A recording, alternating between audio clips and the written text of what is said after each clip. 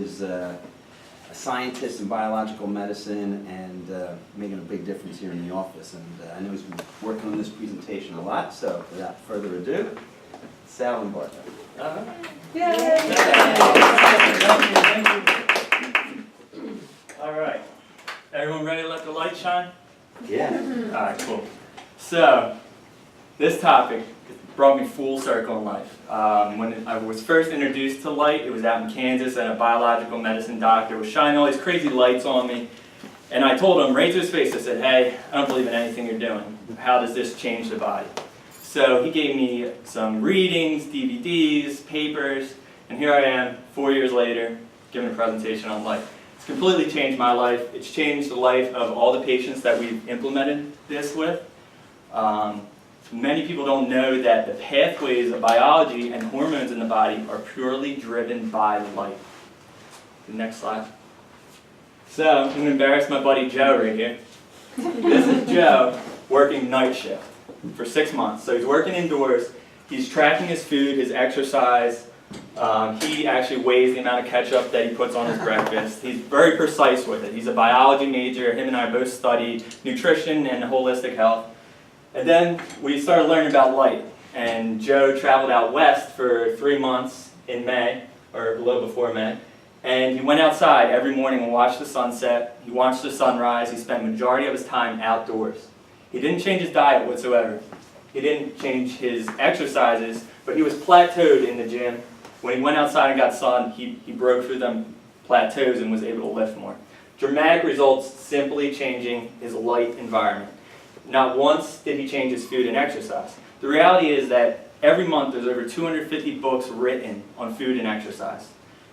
The amount of books written on light, very minimal. But we're 20 years ahead of time right now, and feel really blessed to bring you this information ahead of time, and that we're bringing it in biological medicine. Biological medicine always aims to stay ahead of the curve, and we look at the reasons why people are getting sick, and that changes throughout time. Throughout history, the reasons why people are getting illness change. So medicine also has to change and cater to the patient. We can't have the same treatment throughout time. Next slide. So this was me when I was putting this lecture together. I had stuff everywhere. And what I'm talking about is very complicated. These biochemical pathways are extremely complicated. They're quantum biology. We talk about light, how it enters the brain and drives quantum processes. But for the purpose of this lecture, we're keeping it very simple. I'm going to tell you how light is affecting illness. I'm going to go over a few hormones. Insomnia, I'm going to cover obesity. And then if there's specific questions and any health professionals or anyone who wants additional information at the end, come up and see me. So, throughout my research, we saw that in the 1900s there was a major change in health and disease. I actually read of stories where doctors would call other doctors in the 1900s and say, oh my gosh, this is lung cancer, you guys got to come look at this. You're likely to never see another case of lung cancer again in your whole practice in the 1900s. Colon cancer was the 37th leading cause of death, now it's the 2nd. That's way too fast for it to be genetically related. It breaks the laws of genetics causing disease. There's been alarming health trends. There's a spike in neurological disease and cancer, specifically every time we increase the power of our cell phone and we increase our spending on technology. Tesla, who developed the light bulb, working with Edison, they worked in separate parts, but basically Tesla and Edison were responsible for creating electricity and the incandescent light bulb. And Tesla, when he died, he was absolutely crazy. He was demented, he had no memory, he had Alzheimer's, and it just showed what happens when you work with an AC current your whole life, which is the power grid, and working with light bulbs your whole life. It destroys the nervous system.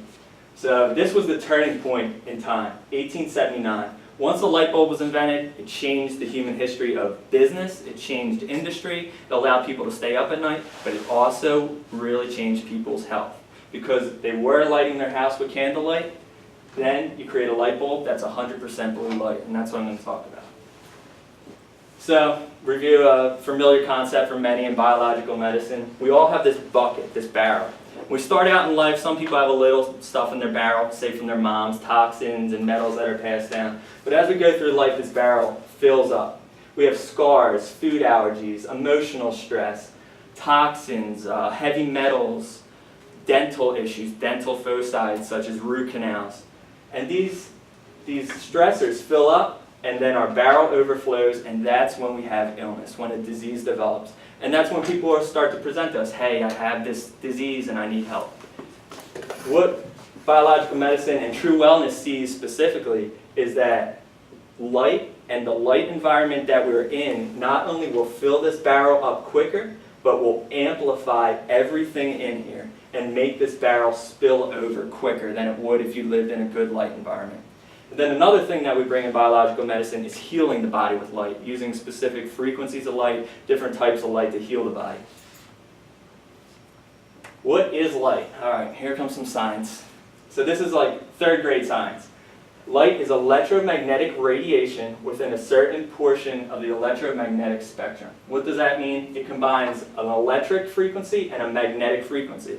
It's the same thing when we hear of EMFs. We hear of Wi-Fi, cell phones. It's light. It's an EMF frequency. So blue light is a non-native. It's not a EMF that comes with the earth. It's a man-made light. So you can see here, it's a magnetic field and an electric field. And the wavelength is how our eyes distinguish colors.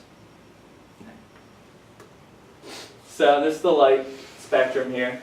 How many people knew that X-rays were a form of light? Good. I didn't. FM and AM radio, it's light. So the spectrums that I'm specifically talking about today are UV light, infrared light, and this is what our eye sees. So our eye does not see UV light or infrared light. So these concepts, it's hard to understand because we don't see it, but it's there and it affects the body. This is how our eyes make the distinction. So this is a 400 nanometer wavelength, our eye sees it as violet. 700 nanometer, our eye sees it as red. It's the distance between the electric field. All right, that's enough science.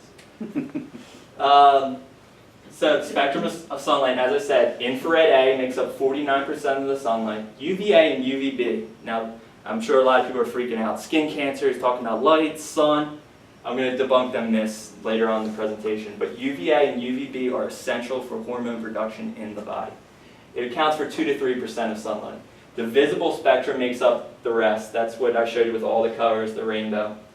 Here's the key concept to all of this. In nature, blue light never exists without red light. What have humans created? If we took a meter inside here and we measured these fluorescent lights, we changed ours, but in a normal building, you measure the fluorescent lights or the LED or the incandescent. If you measure that, it's 100% blue on the spectrum. And nowhere in nature does blue exist without red. And that's where the problem lies, and that's where a lot of these pathways that I'll be talking about begin with living in a blue light microwave environment. So you're living in an office in front of a computer screen that's blue light, with a cell phone that has an abundance of blue light, with a tablet, and you go home and before you go to bed, you keep your lights on. That's all blue light. There's just an overload of blue light, and it's causing a whole cascade of hormone problems. So, the ideal morning. The ideal morning would be you wake up with the sunrise, you expose your bare skin, and depending on your illness, ideally naked. I don't know, some people's neighbors wouldn't like that. Then you expose your eyes to natural sunlight without your glasses, because when light comes through a glass, it bends the spectrum. So no contacts, no glasses, bare light, and bare feet on the earth. Balanced early AM sunlight signals hormone production. What hormones? All hormone production. You didn't say here, or I didn't say except this. It is all hormones in the body have a light component. There's receptors in the eye and on the skin for infrared and UV light. The morning sunlight is infrared sunlight. UV does not become present until around 9 or 10. Depending on the season, in the summer that'll come sooner, in the fall that'll become later and later. So the key to all this is morning sunlight. Now I know, at least with my generation, what do people do? We wake up, we have an alarm clock with blue light, we pull out our cell phone, blue light, We go in, we brush our teeth under blue light, cook breakfast under blue light. The first sun that you're exposed to is driving into work through the glass, which is a dense spectrum, and then you come in, work a 9-to-5 job under a fluorescent light in front of a computer, and then you come home, it's usually sunset, especially in the winter, get no light and start the process over. And that's where a whole cascade of illness begins. So I'm going to cover probably the most common thing that we see in illness is insomnia. Not only insomnia once you're sick, but insomnia leading to illness. Because when you have insomnia, the body does not heal. You need to sleep fully, you need to sleep very good to prevent illness and to keep the balance in the nervous system. So melatonin production, that's the hormone of sleep, everyone knows taking melatonin to sleep, begins in the eye with early morning sunlight.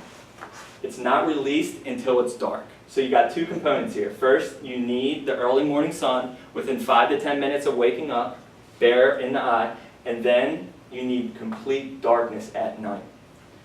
There's a receptor that was recently found in 2007. It's a receptor in the eye linked to melatonin. It's called melanopsin. So that receptor takes infrared and UV light and creates melatonin. Blue light at night blocks melatonin release. That's why we talk about blocking blue light at night. So one of the things we have are blue light blocking glasses. They're very cheap. You put these on at night. It blocks the blue light. It's telling your brain, hey, it's time to go to sleep. Blue light, the spectrum, is the equivalent of 12 noon in the middle of summer in Cancun. So that's what you're telling your brain at night if you're not blocking blue light before you go to sleep. And melatonin is important for everything. All our EBV people, Epstein-Barr virus we find in a lot of clients. Melatonin is antiviral. It's anti-metal. It pulls metals out of the brain. It detoxifies the brain. It keeps the balance between the nervous system. It's a key hormone, and there's a lot of hormones that are linked to it. So, this is the problem. This is America at night. So, I mean, melatonin's not released until complete darkness. We have so many devices. The average American has 7 devices with blue light. We have streetlights. Go to the next one. So, this is interesting. When I talk about these pathways, it's not just humans. They actually found that trees next to streetlights die quicker. They have more diseases. There's less rhythm in the tree. The rhythm gets disturbed when the tree would normally reproduce. The trees actually get really disturbed by living next to streetlights, and humans are no different. And if this light was outside your bedroom window, a lot of people have apartments, you need to have blinds or curtains that are blocking this, because any spectrum that's coming in is telling your body to stay asleep. Even if your eyes closed, I'm going to talk about those receptors on the skin that also can tell if it's light out or not. So here's some studies I found. Increased cancer risk associated with melatonin disruption at night from blue light. So devices at night, blue light, disrupts melatonin, increased cancer risk. Melatonin has an important role in countering infection, inflammation, cancer, and autoimmunity.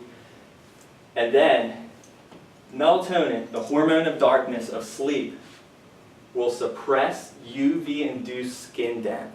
When you regulate melatonin and you properly have your melatonin cycle and your circadian rhythm in tune with the light, it will increase your ability to stay outside in the sun. It acts as a protective mechanism. So all my fair-skinned people that say, oh, I can't go out in the sun, I'll melt, I'll burn. When your hormones are right, the body has protective mechanisms to protect you against UV. So the ideal night, the other part of insomnia, blue light blocking glasses, minimal screen time, I'd say 2 hours before bed. And this all depends on your illness. If you're a healthy person, I'd say 1 to 2 hours. If you have cancer, autoimmune, something severe, I would avoid as much screen time as possible. Dark room, no outdoor lights, no alarm clocks, no blue lights in your room. Your room has to be a sleep sanctuary. If the insomnia persists, candlelight at night. So Rachel and I started doing this. We were wearing these, and we're sleeping good with them. So we started lighting candles instead of using these. And candles don't have blue light. That's where I talk about the turn of the century when the light bulb was invented. Candles are heavy in infrared light, which is very healing, especially at night. It heals your cells and your DNA. So you can light a candle all night. It's perfectly fine. It's not going to keep you up. I wouldn't sleep with it on, obviously, but candlelight before bed is fine. It will help you sleep. All right, dopamine. So dopamine is our hormone that acts when it's in normal range. We have high drive. People with high dopamines are leaders. They build others up. They empower people around them. When your dopamine's low, you have addictions, especially opiates, but then it could go to cigarettes, it can go to caffeine, it can go to pornography, marijuana. These people with low dopamine will cycle through addictions their entire life. They'll kick one and they'll switch to another. They'll be impulsive. They'll have a million directions they want to go in, but nothing ever manifests. They'll have low motivation in life, and they'll be easier to control. But this dopamine is produced directly by UV light on the skin and in the eyes. And this pathway here that I'm talking about is one of the most well-linked pathways to UV light. There is a direct correlation between dopamine levels and the amount of UV light. But how could this be true? Because we're told UV light's bad and damaging. It's really not true. I'll debunk that once again. So, continue. So, Parkinson's is a disease of dopamine. It's when the dopamine gets messed up and people start shaking. It's a neurotransmitter. So they found that using low-level light therapy, 670 nanometers, stops the progression of Parkinson's in mice. Stops it by just shining a light on these mice, on their neurological cells. It's amazing. It's free. You're not selling anyone a drug. It's a light, and it's stopping Parkinson's. They also found that infrared light induces neuroprotective effects against dopaminergic toxins in mice. So they gave the mice toxins that destroyed dopamine, and then they shined infrared light, and the toxins didn't destroy the dopamine. It actually protected the body from losing its dopamine in the mouse. They also saw that this infrared light structure reached deep inside the brain. Even though they were shining it on the brain here, it reached the deepest structures of the brain. So then they did a 3-month study on mice using fluorescent lights, which is, if you're working a 9-to-5 job inside an office building, you have fluorescent lights. And in this study with a mouse, it induced a 30% reduction in dopamine neurons, accompanied by a decrease in dopamine and its metabolites. That's a dramatic number, 30% of dopamine destroyed in 3 months. That's very quick. So what happens when you work 40 years inside an office building? That's why it's important to correct your light environment. And I'm going to talk about the next slide here. Studies by the U.S. Army showed that by depriving people of sunlight, you make them more docile and easier to control. This is evident in prisons. When you put someone in solitary confinement, especially lowering their light or put them under fluorescent light, you can control someone very easily after a short amount of time. But when people are in prisons for a lot of years, they come out, I'm easy to control. You have no dopamine, you have no sense of drive, no sense of passion in life. So I'm not knocking on any religion, but what do you think these people's dopamine levels are without any exposure to UV light? Very low, sure. When you block the UV light, you dramatically lower dopamine. It makes people easier to control. It's especially important in dark-skinned people. Dark skin is a protective mechanism through evolution, or whether you choose God or evolution, it's a protective mechanism that was developed in place to protect them against the sun. So they actually need more sun than fair-skinned people. So when you take a dark-skinned person and you put them, in an indoor office, or you block their sunlight, it's actually more detrimental than it would be in a fair-skinned person. Serotonin, this is the happy hormone. They actually found that our skin can produce serotonin and transform it into melatonin. Any kind of depression drugs, the main ones out there, Prozac and all, they reuptake serotonin. They allow the brain to just continually use it. But here, we're finding that serotonin can be produced, and it goes hand in hand with melatonin, when you're in the sun. They actually found recently that many types of skin cells have receptors for both serotonin and melatonin on it. So any kind of depression, sunlight is key because you're activating serotonin. It's the happy hormone. So more studies, they found that low-level light therapy, 810 nanometers, which is UV light, reduces depression scores up to 63%. And I was reading studies on drugs. That's an insane number. Some of the drugs that are out on the market right now don't even do 63%. Low-level light therapy in traumatic brain injuries. A lot of times a TBI, a concussion, a car accident, a war injury has a serotonin component to it. But low-level light therapy, UV, improved attention and memory. It helps it improve the serotonin. Then I'm just going to cover some other hormones. Did you know that when you're in the sun, your body releases beta-endorphin? That's an opiate. Heroin is also an opiate. You are designed to be addicted to the sun. All your sex hormones, your thyroid hormones, T3, T4, have a light component to it. The thing is with blue light, if you're sitting in front of a computer screen, blue light can penetrate the skin up to 3 centimeters. What's located half a centimeter right here? Your thyroid. So once again, you're showing your thyroid a signal of light that does not exist solely by itself in nature. If you want to heal these two things, you need sunlight on your thyroid. You need sunlight where the sun don't shine. Another thing we notice with sunlight, upregulation of cytokines, increased activity of T regulatory cells. These are important in any autoimmune disease. Sunlight will actually help the body to stop attacking itself. And then we have an increase in MSH. This is a hormone we notice in mold illness. This hormone will be disturbed. And it makes sense because what can't exist in the sun? Mold. Mold only exists in dark environments. So the hormone in our body that gets messed up from living in a moldy environment gets corrected with sunlight. So genetic expression and detox. This is major. We find that, going back to the bucket concept, some people just have high levels of metal. We're finding high levels of mercury, aluminum, tin, cadmium, nickel. What's the difference between them and someone who goes through life exposed to metals, but their body naturally detoxes it? There's absolutely a genetic component in this. And we are finding the ability, and what they found is that genes can be switched on and off. It's called epigenetic expression.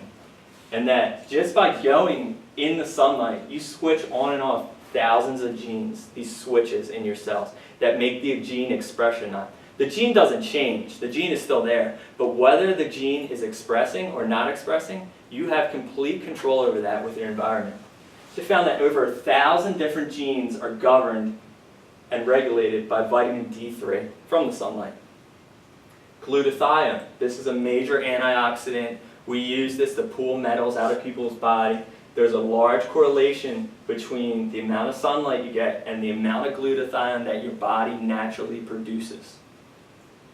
Doug Wallace, this guy's going to win the next Nobel Prize. Absolutely amazing work right now at the Children's Hospital of Philadelphia. He linked all diseases to mitochondrial genomes. So that's the genes in your mitochondria, and you get them from your mother. That's why when you come in to True Wellness as a new patient, we're concerned with the health history of your mother. What's going on with your mother? What kind of disease did she have? Did she have heart disease, brain disease? We look at the mitochondrial state of your mother because it's very telling of what could happen to you if you continue down that same pathway. All right. More detox stuff. So everyone knows pH scale. If your body's more acidic or alkaline, we try to get you into alkaline to maintain your health. That's an electron and proton thing.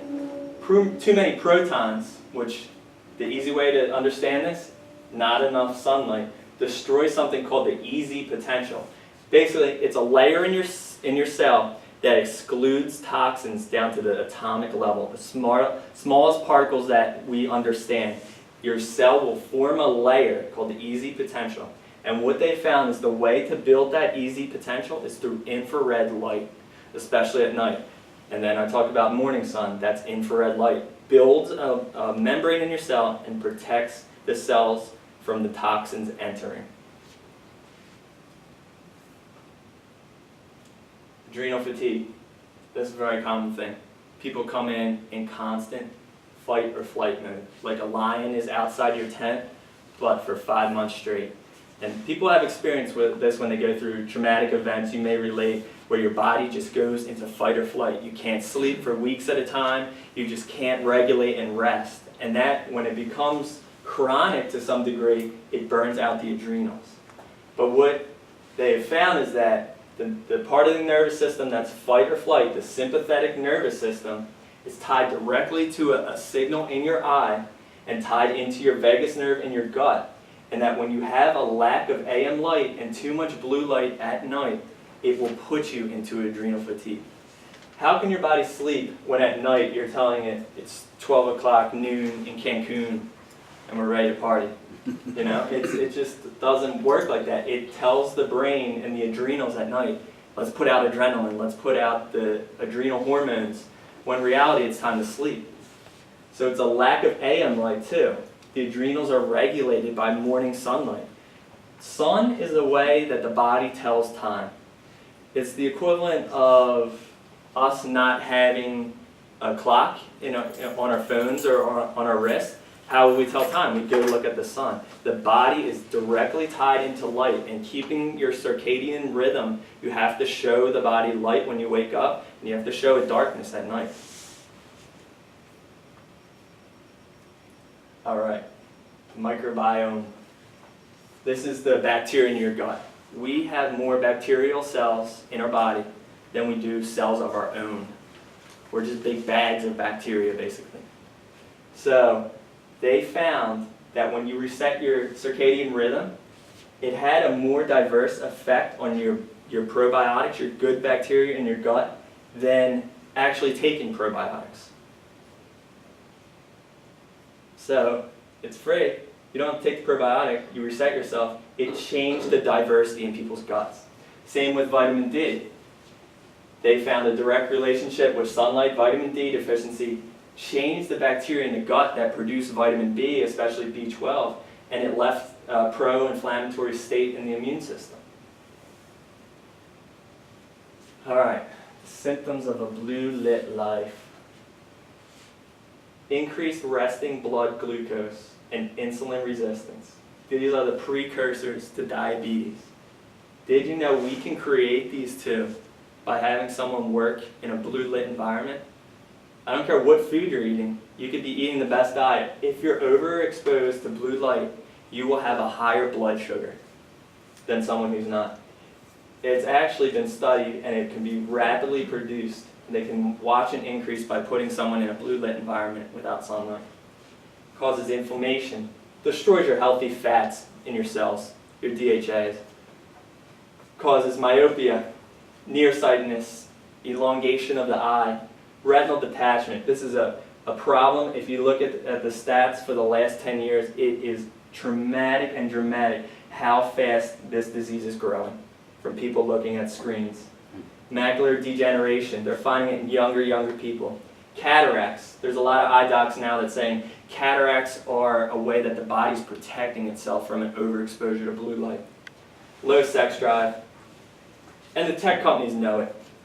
If you have the latest software on your Apple phone, they put a blue light or a night shift app on it. They know that it's affecting people's sleep and that blue light is keeping people up at night. So they put a filter on your phone that decreases the amount of blue light. I say it's the equivalent of putting a filter on your cigarette. You know, if you're going to smoke a cigarette, keep the filter on it. If you're going to look at your phone at night, you know, keep your night shift app on. But ideally, you don't smoke cigarettes and you don't look at your phone at night. Alright, here we go. Debunking all the myths. We've, especially in America, have been taught that if you're going to go out in the sunlight, you're going to melt, you're going to blow up if you don't have sunscreen on. But if that was true, and if we needed sunscreen and sunglasses, how could any of this be true? Melanoma rates are higher in indoor workers. Occupational exposure to sunlight reduces your melanoma risk. So if you work a job out in the sunlight, you have a lower rate of melanoma. Majority of melanomas occur on the least sun-exposed areas of the body, definitely. Skin cancer rates are lowest at the equator, where the sun is strongest. The further you get from the equator, where the sun is strongest, the higher levels of type 1 diabetes, high blood pressure, MS, Hodgkin's lymphoma, breast, ovarian, colon, pancreatic, and prostate cancer. The more north you get, so the less sun that you're getting, the higher your risk of all these diseases here. This is great. So this guy, he's an eye doc. He removed cataracts. So when you have a cataract, it's blocking the light that's going into your eye. They have to remove it. When they replace that lens, they put in a lens that blocks UV light 100%. This is where a lot of illness will further progress because the body's not getting any UV through the eye. But they also put in a lens that blocks 50% of blue light. To some degree that's good, but blue light in nature is good. Well, I'm talking about the blue light inside that is bad. And when it's in nature, it's coupled with red, so it's a different thing. But basically, when this guy removed the cataracts, he didn't replace the lens. So people got excess, a sudden burst of very powerful light into their eye. He noted increased growth, metabolism, sleep improvements, weight loss. He did it in a couple people who were very obese, traumatic weight losses. Hormones were balanced. He measured blood levels, urine levels, and hormones. Beautiful hormone panels once he did that.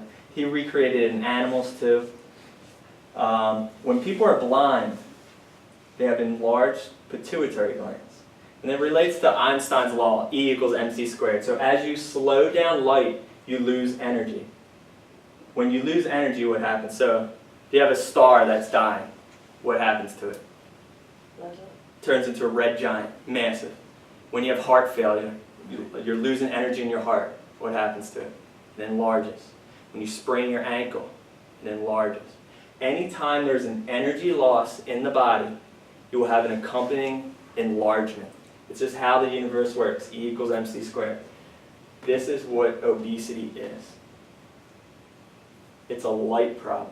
Now, don't get me wrong, to some degree, when you're gaining weight, you have a great summer, drink a lot of beer, eating real good, you're going to gain weight, there's no doubt. But you get to a point where it becomes a light problem and the hormones get so lost in the body that you could take some obese people, you can put them on strict exercise diet, you can put them on a vegan diet, you can run them in the gym. They're going to have a hard time losing weight. But when you start to focus on their light and get them out in the sunlight and out of their indoor life and start treating them with light, you can correct that very easily.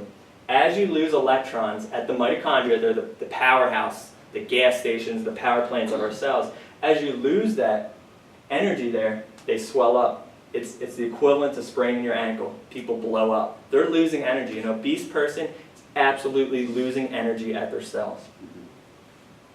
All right. So, are you living in a disrupted light environment? Believe it or not, we have patients who can't go out in the sun because it makes them sick.